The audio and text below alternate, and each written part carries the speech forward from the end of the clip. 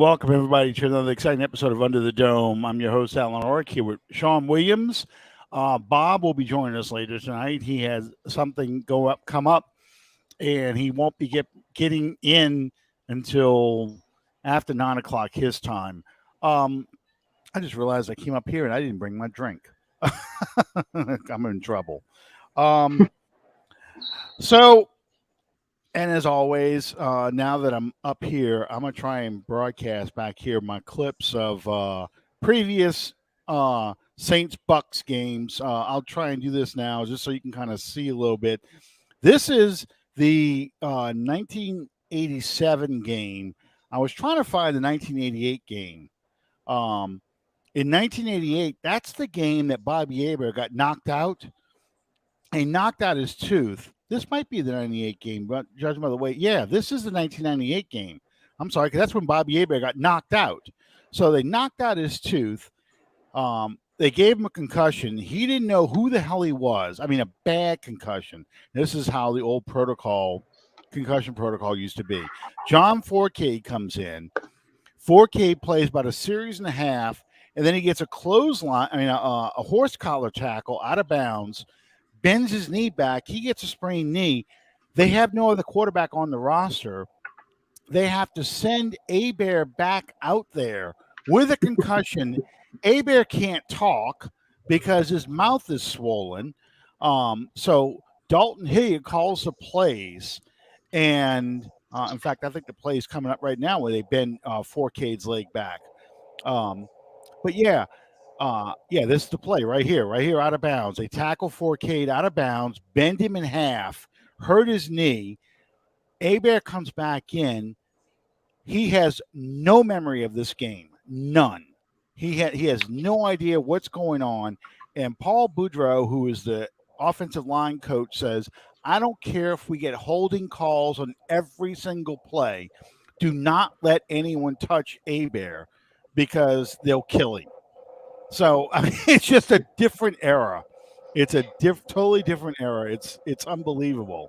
Yeah, Aber comes back in the game, and he can't call plays. He doesn't know what's going on. He thinks he's Batman. It just shows you what how they used to treat concussions back then.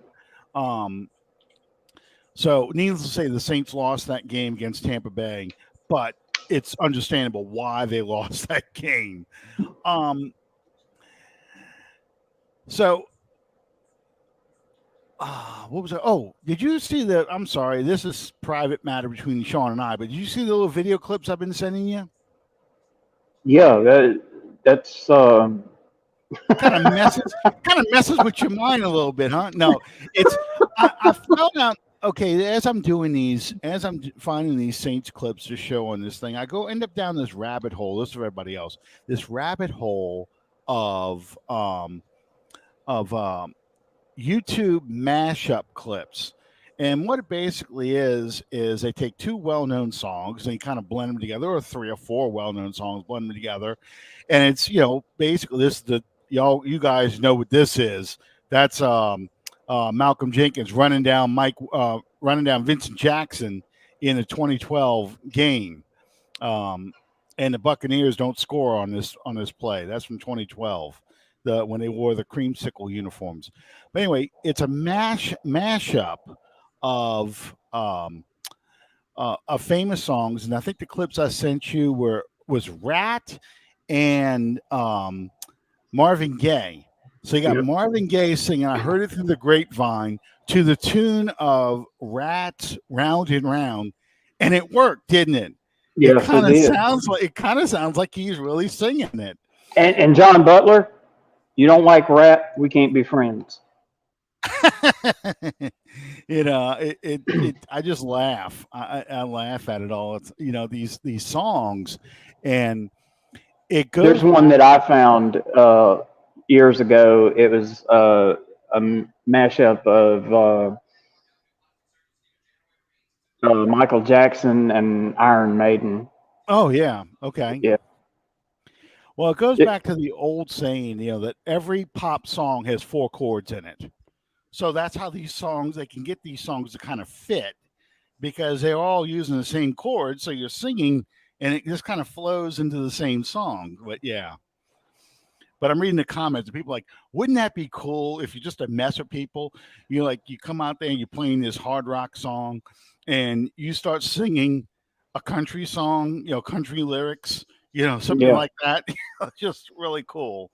So The anyway, last band that I played in, we were rock and roll, but we did songs. Let's see, what's an example? Gloria Gaynor. I will survive. I will. We did that one. We did several like that. You did Rawhide because they No. play. You walked into a bar and they play both kinds of music, country and western. Yeah. Yeah. That don't sound like no Hank Williams. The name of the band was Kunas Carnival, Oh and we man. get booked in Columbia, which is down the highway a little. And we're in there setting up and getting all our gear loaded in and everything. And come to find out, they thought that we were a Zydeco band. And the first thing that we played was Ted Nugent. Stranglehold. No, Free for All. Oh, Wang Dang Sweet Poontang. We did Free for All. We did Wango Tango. Uh, but I mean, the looks on those people's faces when we started that song. Was there a chicken wire on the stage? No, but I have played in bars like that before. And I thought, this is ridiculous. Surely not. And about third song in, I realized, thank God for chicken wire. Well, we should have been playing a ZZ Top Sharp Dressed Man theme for Mr. Bob tonight. Bob, I'm sitting in a t-shirt. Looks like Sean's in a t-shirt and a do-rag. No, jersey. Okay, jersey and a do-rag. And you show up in a tie. How you doing tonight, Sean? Bob? Listen, guys, I thought this was a costume party. I was coming dressed up as corporate America. I don't know. Not on this show. Not on this show. My lovely daughter Isabella had her Christmas concert at Moon High School tonight. She and the chorus did a wonderful job.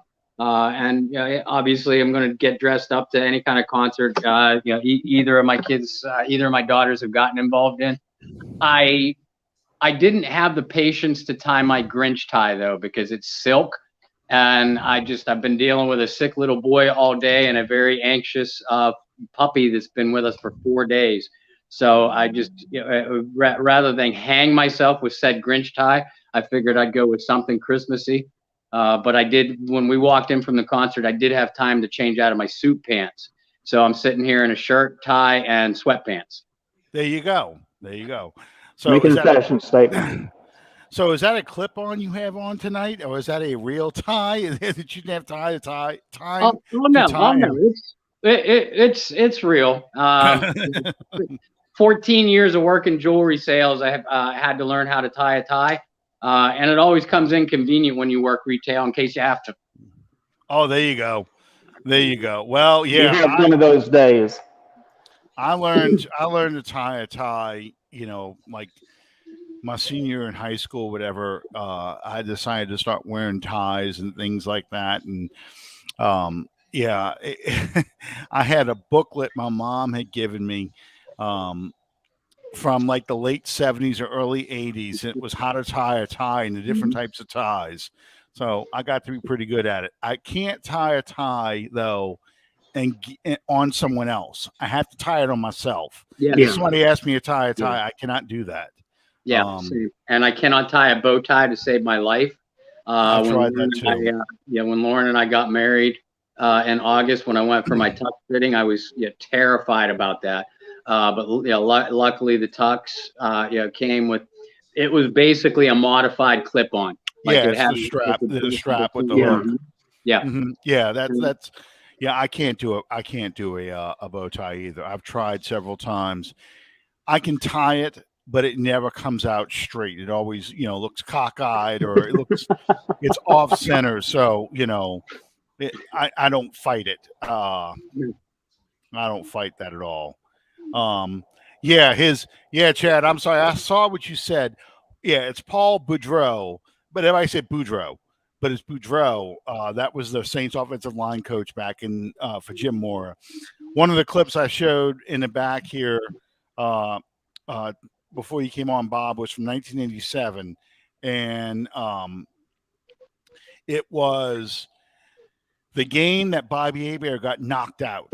It's 88. Sorry, 88. They knocked his front tooth out, and they knocked him unconscious, and they gave him the smelling salts, but he was like totally disoriented. He says he has no memory of that game at all. And John Forcade comes in. Stop drinking. Yeah. No, stop doing cocaine. Forcade comes in.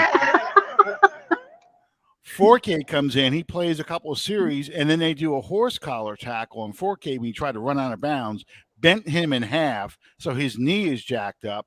So Hebert has to come in, because this is back in the days where, smelling salts, you got a concussion, just shake it off and get back out there. Yeah, if you knew what day of the week it was, where you were and what your name was, you were back out there. I've been there. Right. Well, Hebert didn't know. I think he flunked 2 of the 3 questions, but they had to send him back out there, and he couldn't call plays because his mouth is all swollen and bloody because he's missing a tooth. And so Dalton Hayes had to call the plays in the huddle. And I had said that Paul Boudreau, the offensive line coach for the Saints at the time, told the offensive line, I don't care if you get holding calls on every single play, nobody touches Hebert because they'll kill him.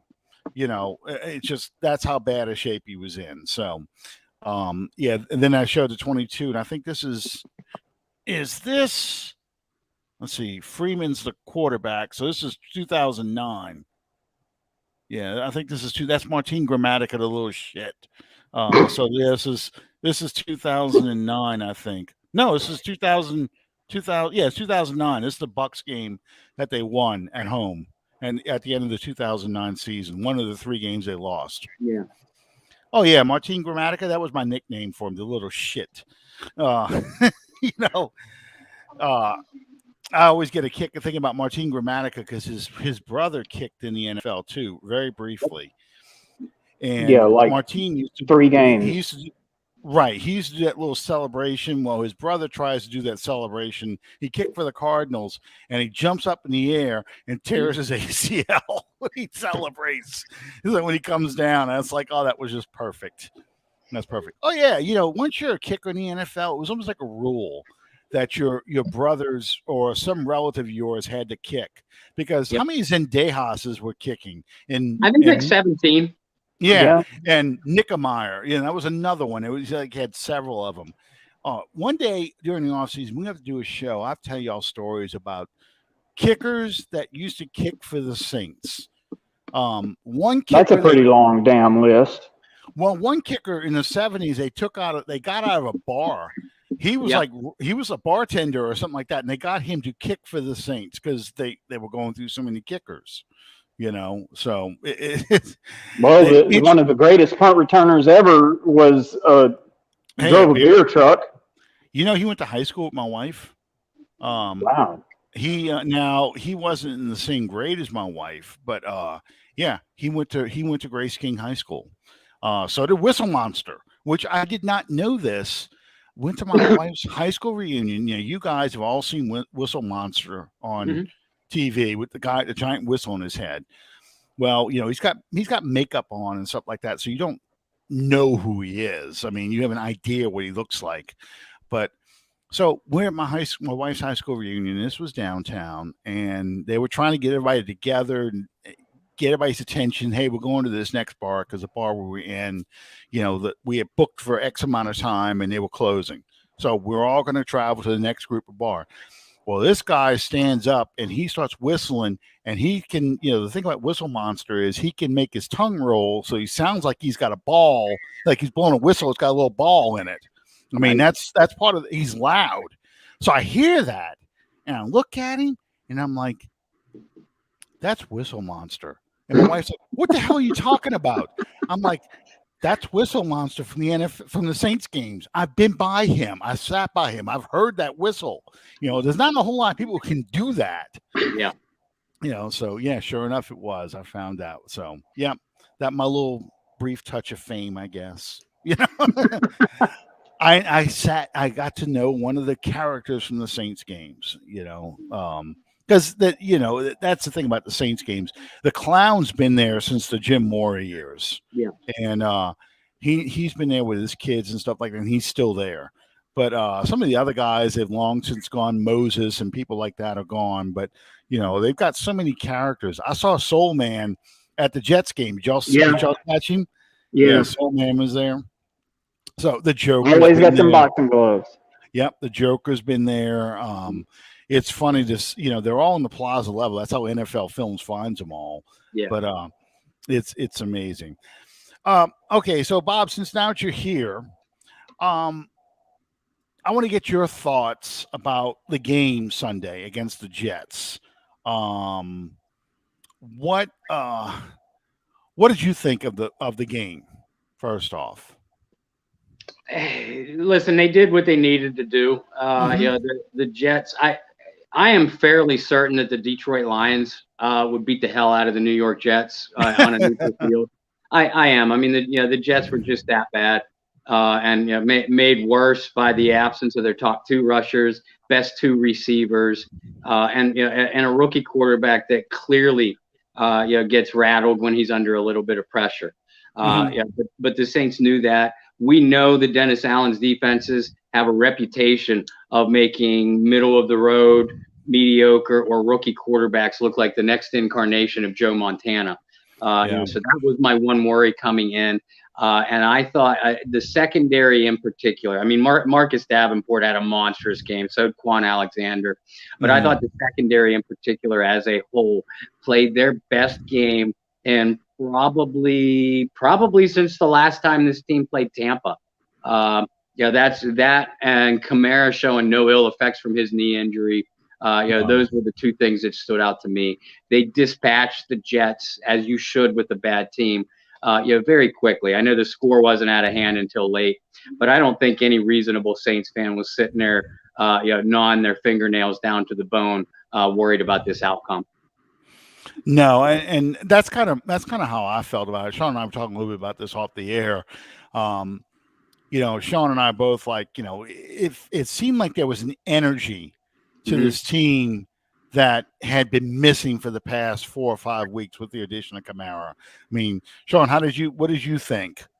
As I told you earlier, it struck me immediately the level of play, the level of execution, the level of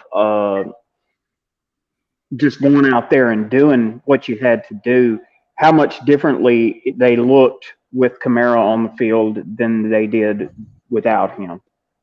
Even the play of Taysom Hill having Kamara in the lineup, Taysom even looked much better this time.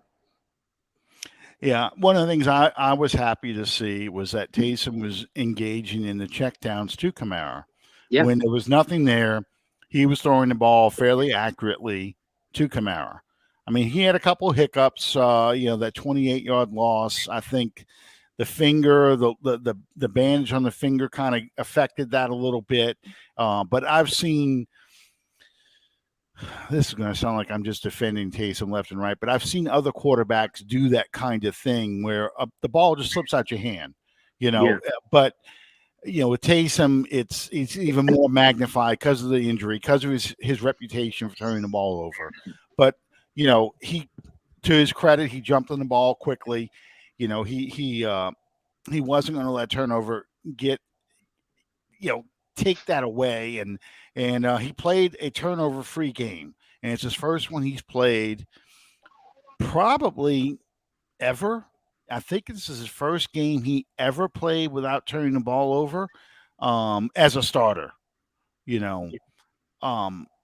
I don't remember if he turned the ball over against the Falcons in his first start or not. Um, but if he did, then this was the first one he didn't turn the ball over. But yeah, Alvin Kamara being there is just night and day, and you can see the difference between him and Tony Jones. You know, they tried to give Tony Jones the ball to try and spell Kamara, but it was obvious Tony Jones does not have the speed or the power of an Alvin Kamara.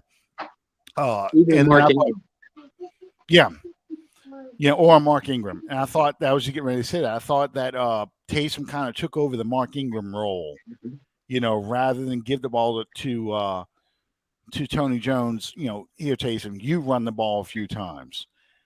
And it was funny because they said on the broadcast, Alvin Kamara is on a pitch count. He played he got 31 touches out of 68 plays, a 32 counting the kickoff, that he was back there for in case you do an onside kick. Deuce McAllister said that he talked to one of the coaches prior to the game, and they said that they had him on a pitch count. They wanted to get him 30 touches. Well, he got 32. So, but you ran 68 plays. So, he almost got about half of the touches of the game. And he got more touches than anybody else on the field outside of obviously Taysom, who touches the ball on every down. But that's like saying you're going to have your star your star pitcher on a pitch count, and then you pull him midway through the 8th inning. Yeah. or you pull him at the top of the 9th just so the reliever gets a few in. It was hilarious. So, which I'm glad because clearly, the offense needed Alvin Kamara back. It gives you an indication that maybe it wasn't just it is that this offense can still execute. They just need better players. And playing against the Jets, we were very lucky that Zach Wilson was pretty inaccurate out there, and his receivers. My God, I thought the Saints receivers were bad. I'm like, good God, look at the Jets receivers. Now, granted, some of their players were hurt, but still, and I looked at that game. I had said beforehand to my wife, if the Saints lose this game, they're not going to win another game this season. Yeah. But they won this game. Alvin Kamara looks healthy. The COVID Cowboy list should reduce considerably next week. We should see Mark Ingram, Cam Jordan, and Ty Montgomery back. Is this team, Bob, good enough now to put a run together, win 3 or 4 games, and have a shot at a winning season or the playoffs? Yeah, I absolutely think so. And I felt it all along. I don't know if this team has the horses to beat Tom Brady in a Sunday night prime time affair this Sunday. Don't be surprised to see the Saints take their lumps. But I expected coming into this Jets game, that if the Saints, I expected the Saints to win 4 out of their last 5. They took care of the Jets, and now after this week, and I'm not discounting a potential Saints victory, but it is what it is. After this week, you have an equally bad Miami team, along with a reeling Carolina team and a very bad Atlanta team.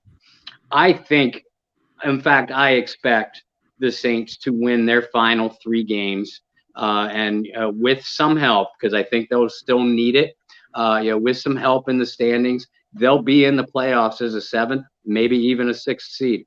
That's where I felt this team was even like 2 or 3 losses ago, if they were to get past this stretch. And now that they are past this stretch, they're staring the possibility in the face.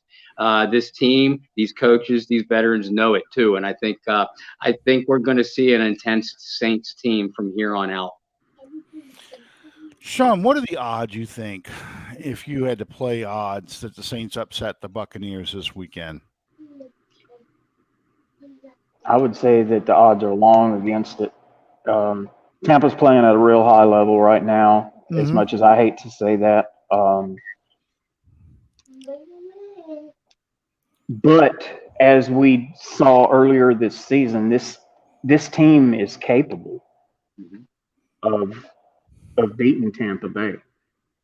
But having to beat them in Tampa,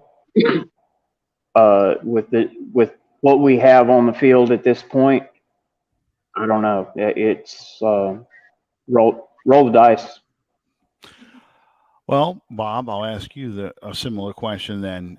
Do you think Sean Payton has some kind of mojo or magic, or just his schemes really frustrate Tom Brady and Bruce Arians?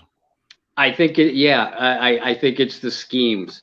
This Saints defense still has the personnel to go out and handle literally any offense in the league, and especially against Tom Brady. They know the book on baiting Brady is getting interior pressure, so that's what they do.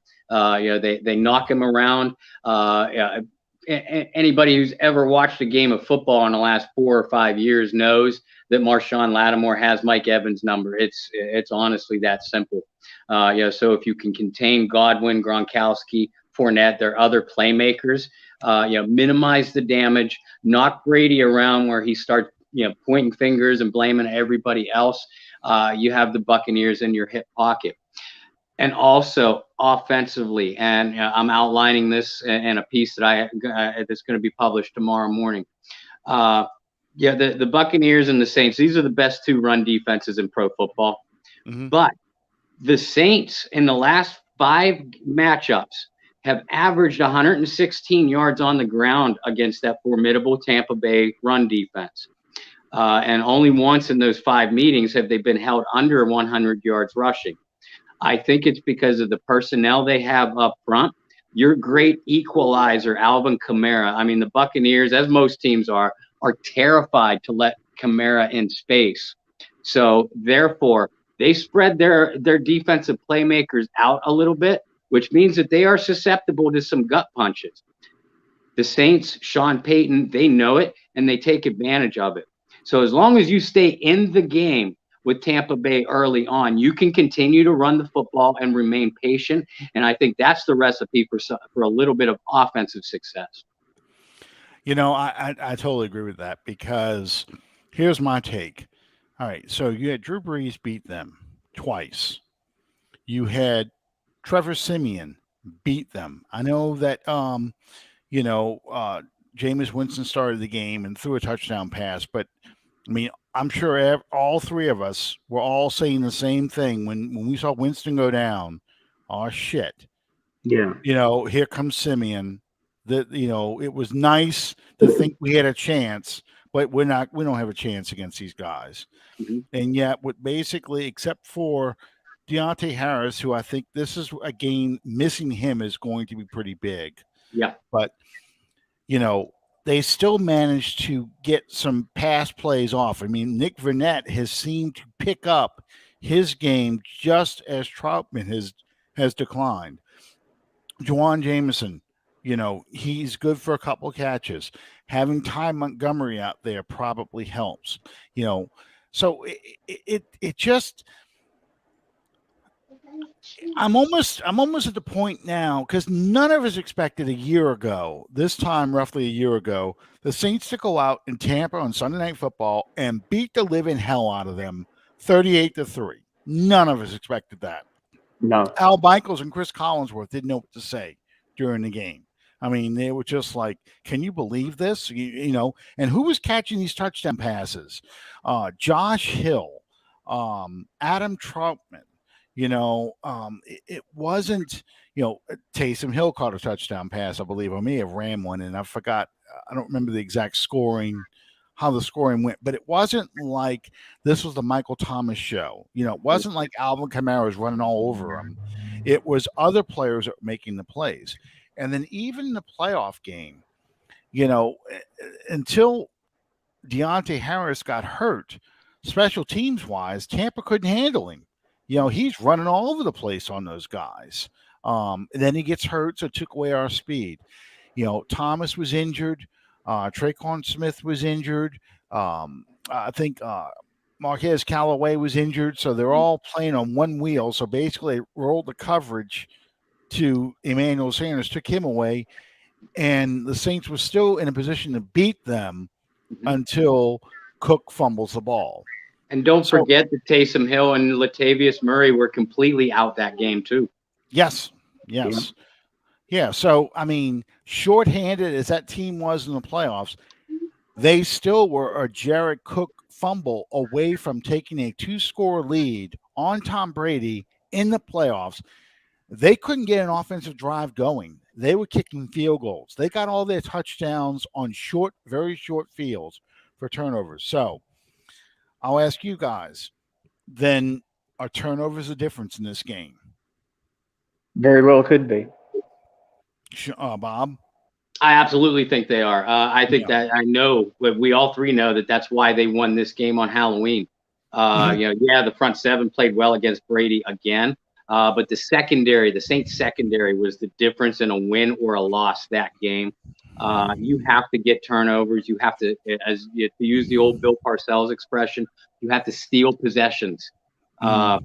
yeah, and that is ingrained in Sean Payton's memory very famously because that was the whole onset of ambush Yeah. against Peyton Manning and in the Super Bowl against the Colts. It's that same kind of philosophy. You have to minimize Tom Brady, not let, as Peyton very famously said about Dallas Clark, don't let their best players beat you, and you steal possessions. Absolutely. And I think the other, you get turnovers against Tom Brady because in all the games that we've beaten him, we've gotten turnovers. Mhm. Yeah. Um, but you also have to take away Leonard Fournette. You have to make them stop running the football. And I think the way you do that is, the turnovers, but also you control the clock and time possession so that Bruce Arians and Brady feel like they have to keep up or they have to make the plays in the passing game to make you get out of the way you're playing. You have to kind of, you have to they want to put the pressure on Taysom and make him throw the ball, just like that was their plan with Winston. Put pressure on Jameis, make him throw the ball, turn the ball over, and they will win the game. So I think that's key too. Just taking away the run and make them throw the ball as much. And it sounds crazy. That's what you want them to do. But yeah, you want Tom Brady to have to beat you. You don't want Leonard Fournette to beat you. So And you know what, Alan? Yeah, and I couldn't agree more. The fine individuals, if you'll notice my facial expression on Facebook and some of these Facebook groups, yeah, they wanted to crucify me when I would say those exact words before the Green Bay game against the almighty Aaron Rodgers and before the Halloween game against Tom Brady. I said, you need to stop the run first. You have to make them one dimensional. And if you can contain that dimension, everybody knows the book on beating Brady. Everybody knows the book on beating Rodgers. It's just get them flustered a little bit. Make them feel like they have to score on every possession and make them feel like they have to throw to do it. They're human. Unlike Joe Montana, who I'm convinced to this day is a robot, Montana could remain patient against that type of game plan against Mora and company way back when. Brady, Rodgers, they feel that kind of pressure, and they'll make the mistakes because the Saints have such a good defensive personnel. yeah. Oh man, you brought up Montana, and that reminds me of opening night, Monday Night Football, 1990, Saints versus the 49ers. They lost 13-12, and they were getting to Montana. They were beating the hell out of Montana. Montana got into a fetal position. He dropped back, and on the fifth drop, he got in a fetal position because he saw Swilling and Jackson coming on him. And we're like, get mad, Joe, get mad. And that's why he was called Joe Cool, because he didn't. He wouldn't get you could see the frustration in his face, but he wouldn't get flustered in the sideline. You didn't see him chewing out his teammates. He was Joe Cool. And then he came out there and he would just rip your heart out every time. And that's kind of Every fucking time. that's probably how, you know, um, NFC North fans feel whenever they have to play Brady and probably Rodgers, because Rodgers does similar things to them. I mean, Monday night game against the Bears, you probably played the best football you've ever played this season with Fields as your quarterback. You're up 27-20. They get the ball in the second half, the Packers do, and they just methodically chop the Bears to ribbons. And they end up winning, what, 45-27 or 45-30, something like that. I mean, just I'm looking at it going, been there, done that, got the T-shirts. I've seen this. Seen that movie before. Yeah, I've seen this game before. So, you know, this is sacrilege, and people are going to look at me like I'm insane. I've made this argument before. It's why I felt that Montana is the better quarterback than Brady, even though Brady has all the stats. He's got all the Super Bowl rings. He's done all these things. I never fear Tom Brady coming out in the field. And maybe I'm just crazy. And maybe it's my age. But when Joe Montana had that friggin' ball, I dreaded every time he had that ball because I'm like, it's coming. It's coming. He's going to get it. He's going to pull this play out of his ass kind of pass. And it's just going to be like, how in the hell is he doing this? He's going to find the one guy who's matched up against somebody like Calvin Nicholson or Milton Mack or someone like that and complete it. And you'll be like, what the hell? Just who is this guy who's catching? It's not Jerry Rice that's killing me. It's not John Taylor. It's not John Frank or, John Frank's the one I can remember the most. But, I'm trying to think of some of the other tight ends that the 49ers had. Russ Francis. Russ Francis. But I'm talking about Solomon seemed like a Saints killer game after game. Yeah, but it's not those guys. It's not the name guys. It's some guy like Freddie Solomon or someone like that. The slot guy is eating us up. How in the hell is he doing this? So. And also the biggest difference between Montana is the greatest quarterback to have ever lived. I'll go to my grave saying that. And I'm an Elway guy, and Elway's in my top 3, top 5, better than Brady. The difference between Montana and Brady, you could beat the hell out of Montana all afternoon, but you knew that he was still going to get up off the canvas and beat you. With Brady, once you start getting to him, you got him. You got him. The only thing you need to do is put points on the board yourself. Mm-hmm. I'll be honest with you, and anybody out there that remembers a time, I'd appreciate it.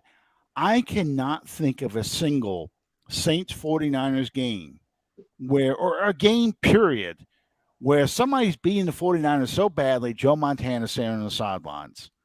I can't think of one. No. I can think of games where Montana got knocked out, and I can think of games where Bill Walsh was playing these freaking mind games and starts Steve Young instead of Montana and that kind of stuff. But I can't think of a game where they take a guy somebody's up on the 49ers so badly Montana's going to sit on the sideline. Here comes Matt Cavanaugh. Here comes Steve Young or someone like that. I just can't. It never happened. I remember in 2009 when we played the Patriots in the Superdome, and we beat the dog walking piss out of them. Yeah. And about halfway through the third quarter, Brady pulled himself. They pulled Brady last year in the 38-3 game. Brady's on the sideline for the end of that game. He's not going to finish that game, and they'll do that. So that's why, to me, and it's probably because Brady hadn't been on a division the whole time of his whole career, like it was the AFC East. That I look at him, I'm like, you don't scare me. No. Rodgers scares me a little more than Brady does. And only because Rodgers he's another one of those guys that finds a way to win at the end of the game, um, with some friggin' Hail Mary pass or some incredible drive that he makes. Um, Brady, if you just got to be up by double digits, and make him flustered that he doesn't feel like he can come back from that game, then you got him. But Rogers, like I would be like, yeah, he really thinks he can pull this game out. He might not be able to, but he thinks he can pull it out. So he's not going to take himself out. So, that's not this. That's just my impression, just because of what I've watched when we had great, elite level defenses that you just didn't see. We never had before. And we just couldn't. It was frustrating. We could just not. Whatever we did, it was never good enough. And I think our record shows it against the 49ers with Montana. I think we were like 3-9 against Montana with the great defenses. Yeah. It could have been worse than that even. And by the way, the only situation I can remember where Montana was legitimately pulled was the '87 strike shortened playoffs when the Vikings were beating the hell out of them, physically and on the scoreboard. And Montana was pulled. I think it was in the third quarter for Steve Young, who was in his first year with the 49ers. Well, yeah, and that one, yeah, you're right. And actually, I felt good about that, not only because they were beating the 49ers, but it kind of justified the ass whipping we got to the week before. The worst playoff loss in Saints history still, and it's the Vikings in 1987, 44-10. We've never been beaten by a larger margin than that. That's 34 points, We've never been beaten. And the 10 points, if I remember right, that field goal was kind of a last end of the third or beginning of the fourth quarter kind of field goal. It wasn't even, an attempt to like a comeback that we were starting. We scored in the first possession of the game. We never scored again until late in the second half. So yeah, it's just one of those things that, that's just always been my impression of Brady. So I expect the Saints to lose, but I would not be shocked to see the Saints come out again and just kick the crap out of the Buccaneers and have all the announcers and everybody's jaws drop. Like, what voodoo magic do the Saints have on Tom Brady that they could win with Taysom Hill, and they seem they've swept not just once but twice Tom Brady. Last year was the first time Brady had ever been swept. And, of course, some smart ass will say, if they do this, some smart ass will say, well, they didn't beat him in the playoffs. That's the only game that really matters. So we saw anytime you beat Tom Brady, it matters. Yeah. Oh, yeah. Anytime you beat Aaron Rodgers, it matters. Absolutely. And that's why I am so harsh on these idiot fans that want to or believe that the Saints should tank or will tank the rest of the year. And I'm like, listen, playoffs are all about matchups, where and when you're facing a team and how you match up against them. You mean to tell me that you wouldn't consider this season a glorified success if a beaten up Saints team sneaks into the playoffs and it ends the season of a Tom Brady or an Aaron Rodgers? And both teams we've already established between Sean Payton's game plan against them and just the overall matchups.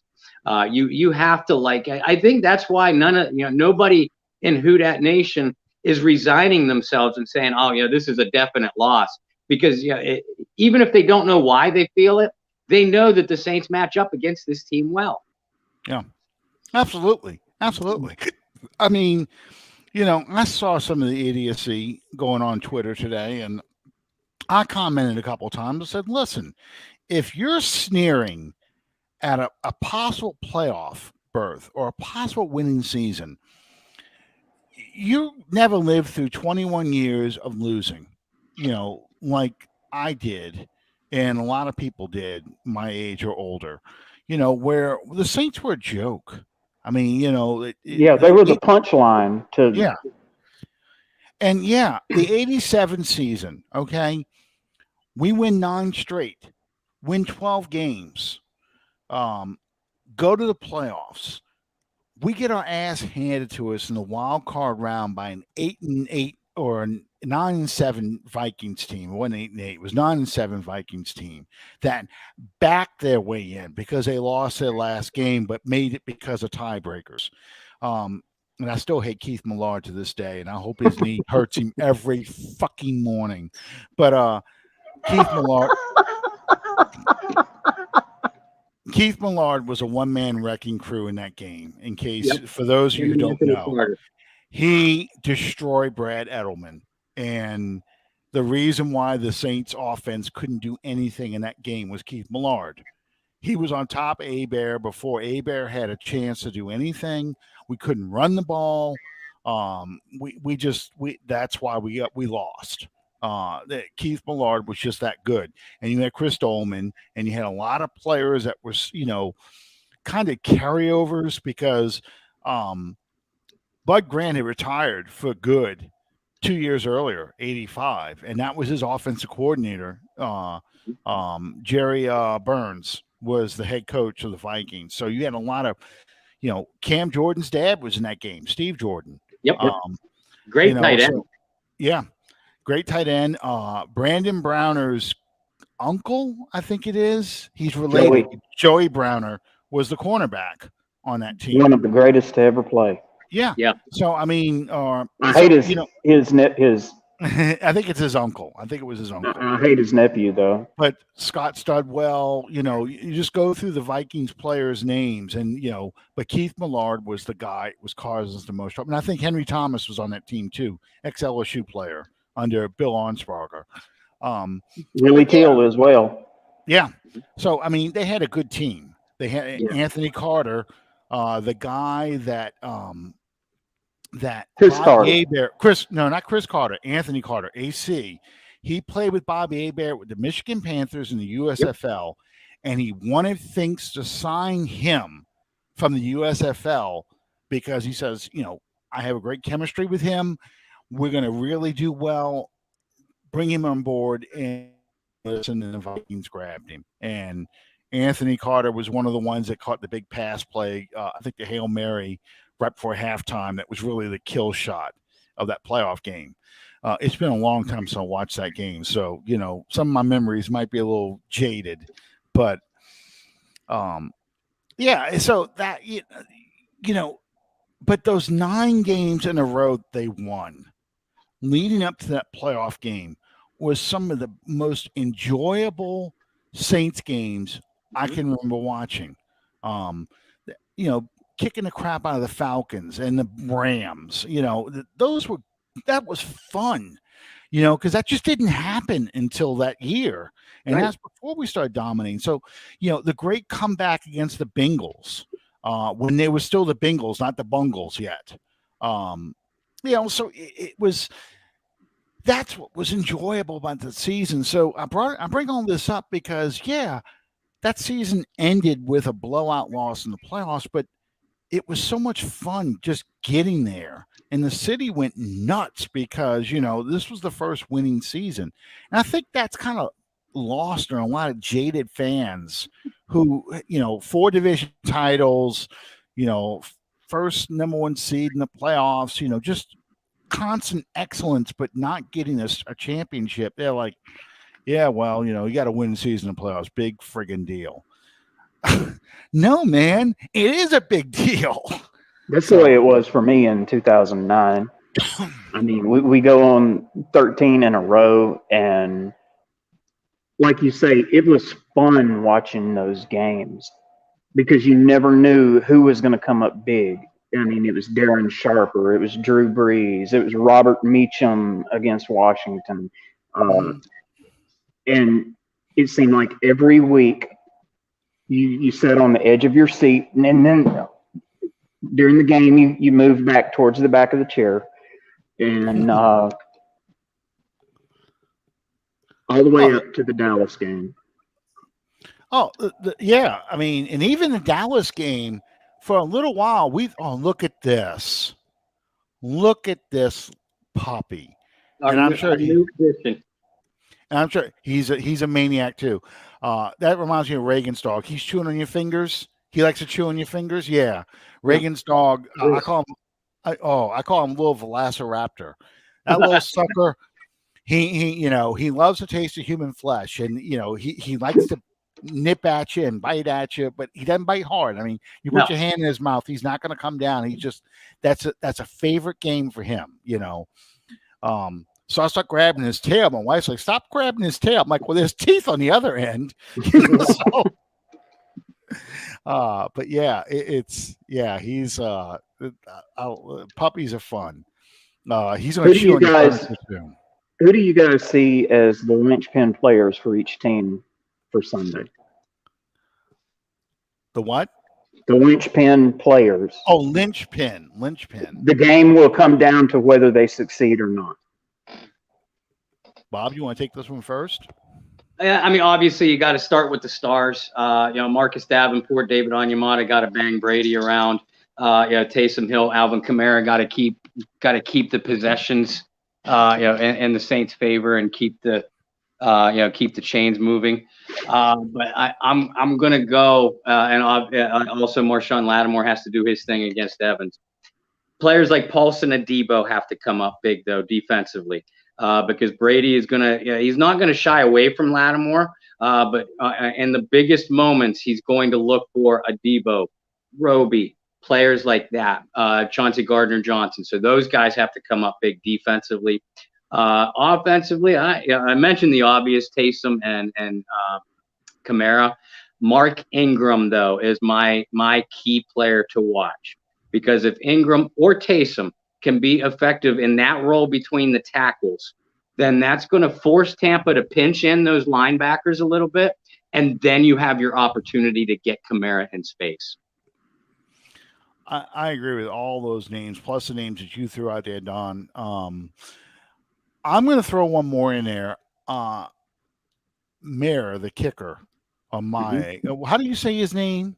Is it? They called him Maher on the broadcast Sunday. Okay, all right, because I have a hard time with that name because it's spelt almost identical to my old computer science. Well, not computer science. I took a Macintosh class. This is how old I am. It was an Apple Macintosh class, how to best use Macintosh, the Adobe Desktop, those functions on it for desktop publishing. And Lauren's making fun of both of us in the background, by the way, because obviously I'm roughly your age, so she goes, yeah, way back in 2000, and she's giggling. Oh yeah, no, further back than 2000. This is 19. I'll tell you this much: I was in college when the Saints got their first winning season, and not my first year of college either. I was midway through my college career in 1987. So. Yeah, this was like 1989. I was doing this Macintosh Adobe. She's killing herself laughing at that, right? Yeah. I wasn't even born then, I'm sure. She wasn't. She wasn't born in 87. Oh, great. No. 92, 2 years after I graduated high school. 2 years after I graduated college, 3 years before my son was born. So, oh my God. Yeah. So, yeah, 1989, I had Dr. Mayer, and his name is spelled almost the exact same. I think it is spelled the same way as the kicker. But I think the kicker is key in this matchup because you go back to the Tennessee game, even the Atlanta game, missing extra points, missing field goals. The inconsistency in our kicking game. He seemed to find his groove against the against the Jets, but he needs to be in that consistent game because we can't be chasing points. I don't want to get in that position where we have to make a 2-point conversion because we missed an extra point, or we lost an opportunity to score because they held us to a field goal and we missed it. So that's one of my linchpins as well as all the names you've mentioned. For me, it comes down to two guys, one on each team, If they succeed, their team succeeds, and that would be Taysom for the New Orleans Saints and Fournette for the Buccaneers. Yeah, yeah. I think, yeah, I think Taysom has to have a monster game, not a 300-yard passing game, No. but I think if he can get 200, about 200 yards passing and 100 yards rushing, and a couple touchdowns between the two, I think, that bodes very well for the Saints offense because Absolutely. what's his name or her name? Is it a boy? Olive, right? What She's an olive. She's she's 7 weeks old, and today is her. Well, we picked her up on Friday night, so today is really her 4th day with us. how's she doing? I'll let you know next time I get a full night of sleep. She cries. But she only got us up twice last night, and got us out of bed for good about 5:30 a.m. So there's improvement there. I'll take it. Okay, where does she sleep? First 2 nights we attempted to have her sleep in our room, even though that's not the long-term goal. And last night we had already gotten a crate for her, but her breeders never had her in a crate at all. So I knew it was going to be a nightmare. Last night we just stuck to it. I actually apologized to all of our downstairs neighbors during the course of yesterday afternoon. And I said, because they've seen me out there with the puppy, and I said, we're trying to crate train her. And the one set of neighbors, the ones we like, they have a dog themselves, and they're a real nice older couple. And they keep calling me part of the young couple. That's how much older they are. But they said, oh yeah, don't worry about it. We know what it's like. So we kind of let her go up to a certain extent last night, and she's getting much better with the crate. There's light at the end of the tunnel. Oh yeah, oh yeah. Well, treats, of course, Yep. help modify behavior. I hate to say it like this, but wear her little ass out before she goes to bed. I mean, make Yep. her run all over the friggin' apartment, play with her, get her all excited, and she'll just crash and burn for a while.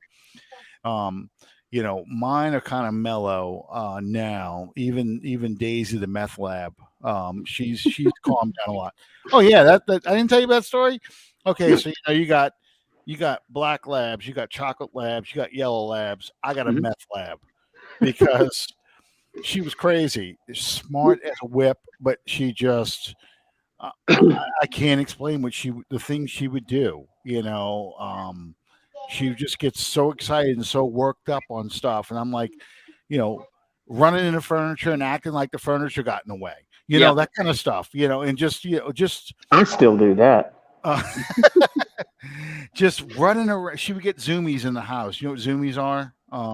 That's when a dog has so much built up energy, it just starts running as fast as it can Yep. around. Like you go let her out in the yard, and she just runs in circles and runs and runs and runs. Well, that's what zoomies are, and that's basically what Daisy would do in the house, even. Mhm. So. And she was a big lab, so she was clumsy and everything else. So yeah, that's what we called her, a meth lab. But she's she is now she's 5 years old. She's much more mellow. She loves her family to death, and she loves other dogs. And she's a little flirt. She gets boyfriends all the time. I don't know what she does. We got around the corner from my house. There are two dogs, Duke and Zoe. They're both yellow labs, and I think they're brother and sister. I don't know, but Daisy, we take Daisy for a walk. She comes around the corner, and Duke is losing his friggin' mind. He'll be in the house, pounding on the door, throwing himself against the door to try and get out. So we've gotten to know our neighbors because of this. They're like, oh, we knew Daisy was in the neighborhood because Duke was throwing himself against the door, couldn't wait to get out. And he goes, and they have a wooden fence, except for in front of their driveway they've got a wrought iron fence, so it's got big openings that they can see. They're touching noses and that kind of stuff. And Daisy's like, okay, I've had enough, let's go for our walk. Duke will start howling. I mean, like someone just killed his master kind of howling. This, all the way, the whole neighborhood can hearing until we come back and then he starts crying again when he's gonna leave. So when she has to leave. So yeah. And she's like that. There's another dog that was at a doggy daycare that was just like in love with her, just same kind of thing. I'm like, you little flirt, So they're fun. I've had dogs most of my life, so I love puppies. And most dogs I like. I don't like dogs that have bad personalities. Kind of, that real. I don't know how to describe it other than either snap and growl and pieces of shit little dogs that that just are mean, or like the, I don't know, for lack of a better term, evil looking dogs. Yep. Like Dobermans. Doberman Pinchers are a good example of that.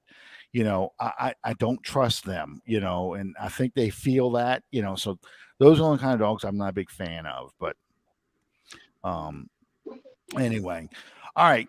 So last question of the night. I'm sorry, you brought a dog up. I'm gonna start telling dog stories. I got a whole ton of dog stories too. They're great. Like I said, I've had dogs my entire life. I had a poodle from the time I was 7. No, time I was that was 1972 when we moved there. So 74, 73, 74 was when we got him, and he was around all the way until 1989, 1989. He lived that long. And oh yeah, my parents used to say, when the dog dies, we're going to do this to the garage and clean this out and stuff like that. We're gonna renovate. And my parents said, they started saying, because he was around for so long. Well, when we die, the dog's going to go and renovate the house and everything else. So anyway, okay. So last question for the night. We talked a little bit about. You okay there, Sean? Yeah, yeah. We talked about the Bucs. We talked a little bit about Miami. Atlanta and Carolina are in free fall. Mm-hmm. It is possible by the end of the season that Atlanta and the Saints are going to be playing for that last wild card spot. How do you think the season's going to play out for those two teams? Just, we don't have to go into specifics. Just how do you think? Do you think Carolina kind of seems to be on a retreat, and Atlanta still seems to be like that kind of team to be winning when we win, that kind of thing? I mean, is that how you see this playing out, Bob? Yeah, but Atlanta, yeah, even with all the injuries and the struggles that the Saints have had on the offensive side of the ball, I still believe that as we stand here today, that the New Orleans Saints are a better balanced football team from top to bottom, and offensively and defensively.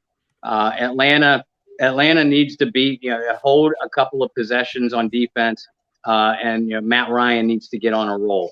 That's literally the only way the Falcons can beat anybody. And like I said, the Saints, they aren't equipped to win shootouts anymore. The those Drew Brees days are long gone. But they can still win a slugfest. They can still, like both of you pointed out earlier, they still have the unsung type of players. That can make key plays down the stretch, and that's something, in my opinion, neither the Falcons or the Panthers have. So that's why if it came down to Falcons versus Saints for that final playoff spot, first of all, that's just another a notch in the bedpost of this weird rivalry. But I would really, really like the Saints coming into that game. Plus, Sean Payton rarely loses to the Falcons at all, let alone get swept by them. Yeah, I agree. I think I do think the Saints Falcons game is going to be probably for the final playoff spot. I see that's how this season's going to play out. Sean, Carolina. You look at Carolina. Cam Newton got benched again for just horrible quarterback play. Does this team look like it's in free fall? Like Absolutely. I mean, do you think that coach is even in trouble? I don't know about that. Strictly from the standpoint of they just put him in place, and you had basically no choice but to throw a pile of money to Cam Newton to get him to play quarterback when Darnold went down. Uh, but you get what you get with Cam Newton. He's used up. His career is over. Uh, Ron Rivera used him the way that he used him, and that took years off the back end of his career. Uh, Mm-hmm. but I don't see any saving grace for them for as far as the rest of this season goes. I feel the same way. I think Carolina uh, is kind of in free fall. I don't know if Rule's in trouble or not over there. I do know that owner's impatient, and I think spending money for Bridgewater, then you cut him. Spending money in draft picks to get Donald. And yeah, he's injured, but he looks like he's not going to be your savior, you know. Then you just gave Cam Newton $10 million. Somebody's got to pay for all this, these decisions. There's nothing to suggest that this team, I mean, yeah, they lost some players because of injury. JC Horn, for example, looked like a really, really good player until he tore his knee up, which I think was against us. I don't remember if it was us I think or it was the maybe week before us. no. It was that second game of the season. He was doing a lot of damage out there, so it was either us or the following week. But he got injured early, which derailed his season. So I mean, I just think that this owner's looking at this like you've had three quarterbacks now that you had to have, and this is what I'm getting. Another losing season, no playoffs. You know, what are we getting out of this? What are we doing? Where's this direction of this team going? Um, so I think there is a part of me that thinks that he's a little in trouble, and I think that's why Joe Brady was fired because I think they needed a scapegoat to try and not that Joe Brady was doing a great job, but I think that Joe Brady was part of the scapegoat to hold somebody accountable for all these mistakes. But I think the personnel mistakes are getting trouble, going to add up.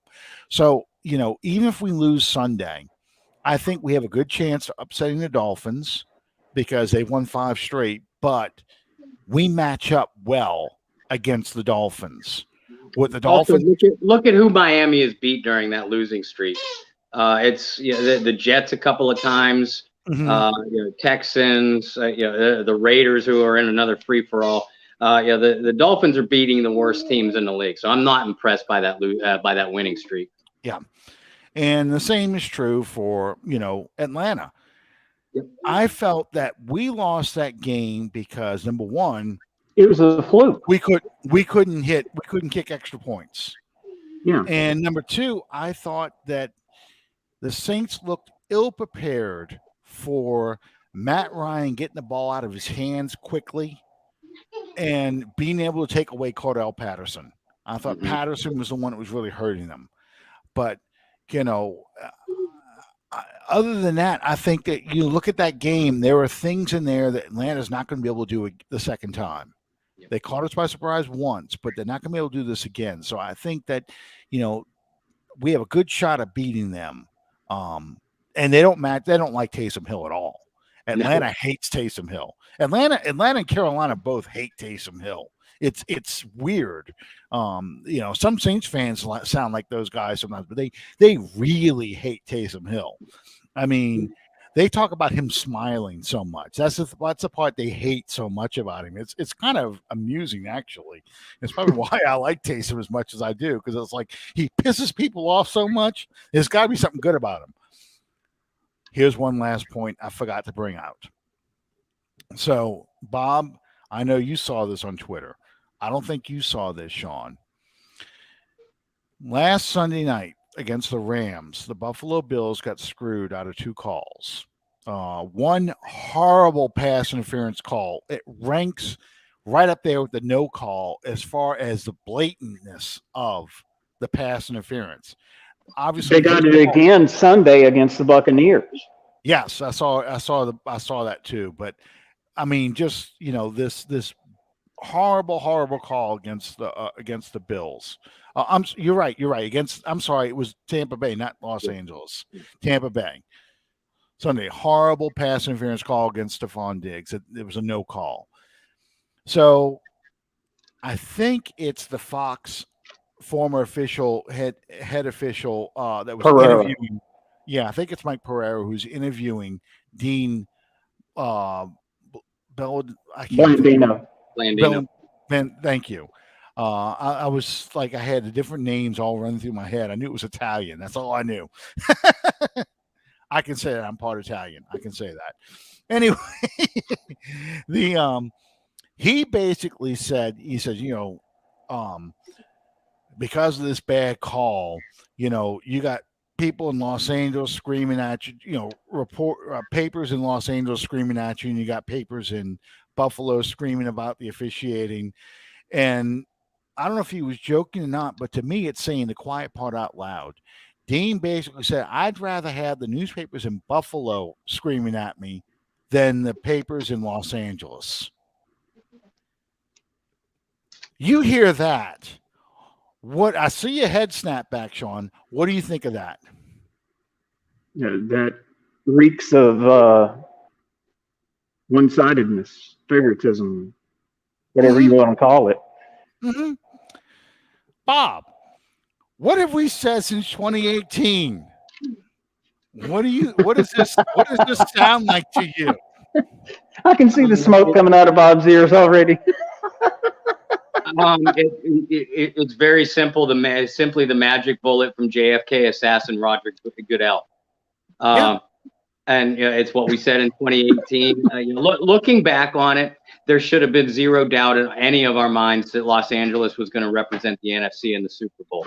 Looking back on it last year, there should have been zero doubt in any of our minds that Tampa Bay was going to win the first Super Bowl on their home turf because it was Golden Boy Brady.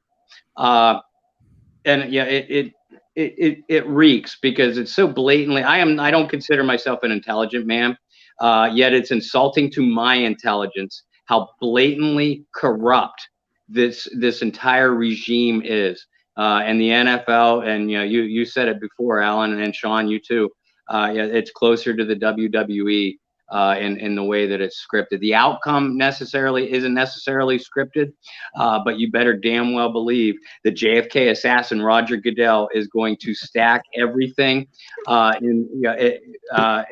against certain teams, and more accurately in favor of certain players, teams, or markets. I've never thought JFK assassin Roger Goodell was out to get the New Orleans Saints specifically, maybe Sean Payton now.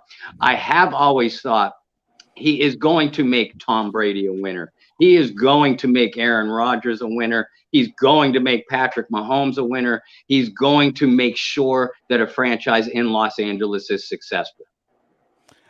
That to me, that's 100% true as far as Los Angeles being successful. They cannot afford to have a franchise move again from that area.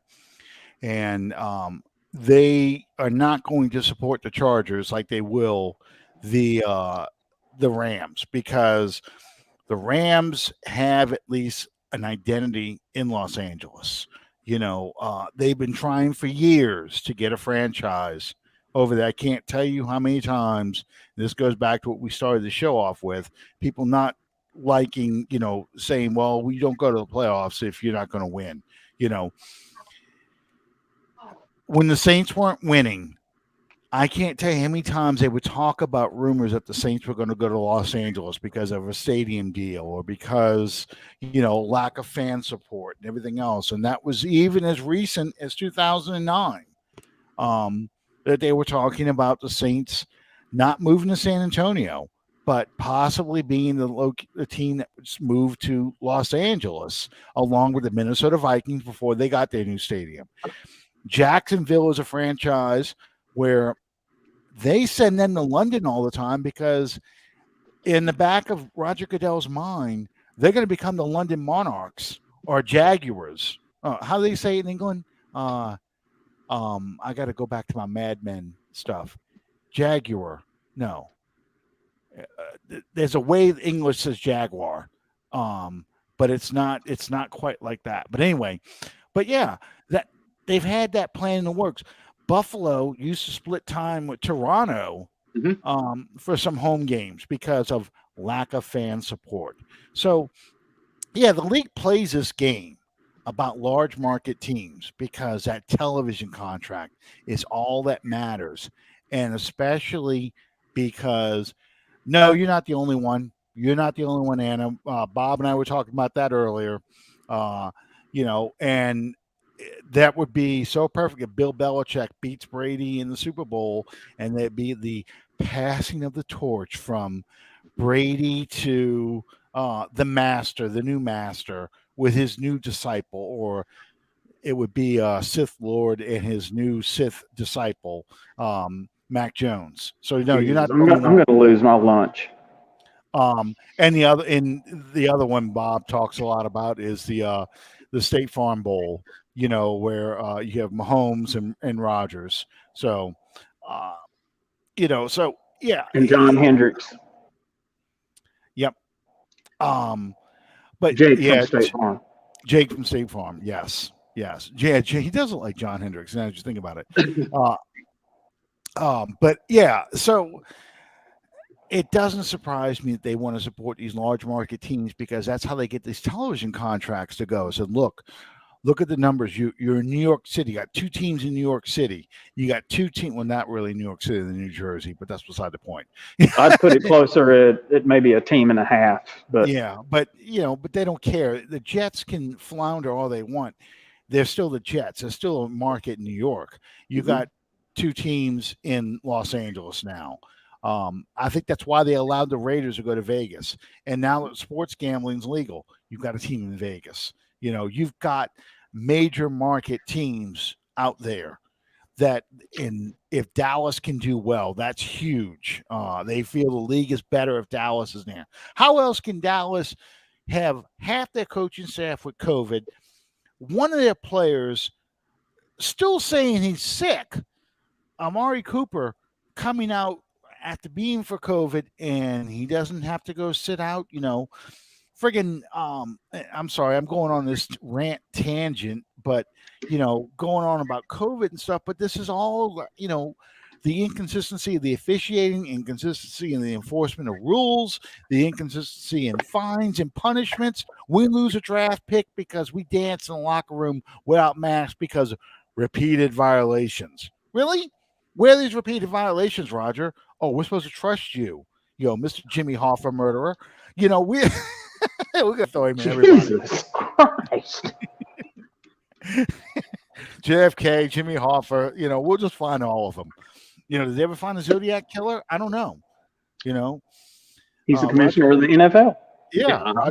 Roger Goodell could have been in that little shack out there, the Unabomber, and he just framed somebody. I don't Yeah. know. But yeah, I mean, just we lose a draft pick because of repeated violations, just like we had repeated warnings about Bounty Gate. And we said, okay, Roger, show us the evidence. We don't have to show you this evidence. Just take our word for it. Meanwhile, Tom Brady is smashing cell phones with a hammer. They have evidence of this, and oh yeah, well, there's nothing we can go on about that. No big deal. No big yeah, deal. Nothing to see here. nothing to see here. It's like in Naked Gun, Frank Drebin out there with the car blowing up. I mean, everybody's get back. There's nothing to see here. Yeah, that's what it reminds me of. I mean, that's just how it goes. It just drives me crazy. And he's right. Tampa had no fan support before Brady came to town. You could shoot deer in that stadium, and it just it's true. Think about I've had these games playing back here, okay? You go back to 2012, 2013, 2014, look at the stands. There's nobody there. There's nobody there. But now everybody has a Brady jersey on, and I'm a Bucs fan. I love the Bucs. That's it's like the Falcons. The Falcons are the same thing. That's a home game for the Saints most of the time. because you could hear them. You're watching a Saints Falcons game in Atlanta. I promise you, the last game of the season they playing in Atlanta. You will hear more Saints fans than you hear Atlanta fans. If it wasn't for the simulated crowd noise and the damn it's third down, they play that air horn or whatever, freight train horn, you would think you're playing in a dome.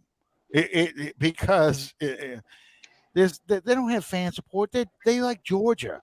They don't like Atlanta. You know, the How'd SEC. that work out for the Bulldogs? Well, it's like the Spider-Man meme. They point at each other. I mean that's what it is. I mean, but yeah, you go to the SEC title game. There's more. That stadium had never seen so many people in there. They're breaking cobwebs off the seats because no one sat in them for so long. I mean, it's just that's the way it is. They got to do safety checks up in those upper decks because they haven't had people up there in so long. Those damn janitors probably climbing up there going, God dang, I didn't realize there had this many steps in this building. So. But you like that, Anna? You like that one? She's going to use that line. Yeah. I mean, that's just the way it is. But now that Brady's there, you have all these bandwagon fans on. Oh, yeah, Buck fan for life. Really? It's like Seattle. They got the 12, okay? That's the year all the fans discovered Seattle Seahawks was 2012. That's not the 12th man. Because you ask them, who's Kurt Warner? They're going to look at you like Kurt Warner never played for the Seahawks. He played for the Rams, Giants, and Cardinals. No, idiot. CURT, the running back. So. Well, it's the same way with some Saints fans. They don't even know who the quarterback was before Drew Brees. That's funny. I almost challenge people to name that because it's not who you think it was. Do you know who the last quarterback was to start a game before Drew Brees? Aaron Brooks? Nope. Who was it, Bob? It was our good buddy Jake Delhomme. No, not Jake Delhomme. Jake was already in. No, Jake didn't get to start that last game. It was Todd Bauman. Oh, okay. I knew Bauman played in 2005. Yeah. I thought Delhomme got the last start. My bad. No, Delhomme was. You're right. Delhomme was there. I thought he came in 2006, but you're right. He came. Oh, he was there with Mike Ditka in 1999. I should have known that. I'm going to double check that. I'm almost positive it was Bauman. That's weird. I don't miss much, but yeah, I'm going to double check that right now. Yeah, guys, we got a puppy to take out. I got to jump. Oh yeah. I'm sorry. We kept you on way too long too. It's an hour and a half. Thanks, Bob, for sticking with us, and we'll see you next time. Guys, I appreciate all this. I had to end this with a good laugh. Let me look this up real quick. Because now you got me wondering. I know it was. I could have sworn it was Aaron Brooks. No, he was benched for bad play because they lost so many games. So it was a Saints-Bucs game. Was the last game of the season. So, and they lost 13-27. So let's go, Brandon. Let's see, Saints versus Bucs, 2005. I kind of blanked that season out, just because it got so bad at the end. Okay, not December 4th. It's the next one.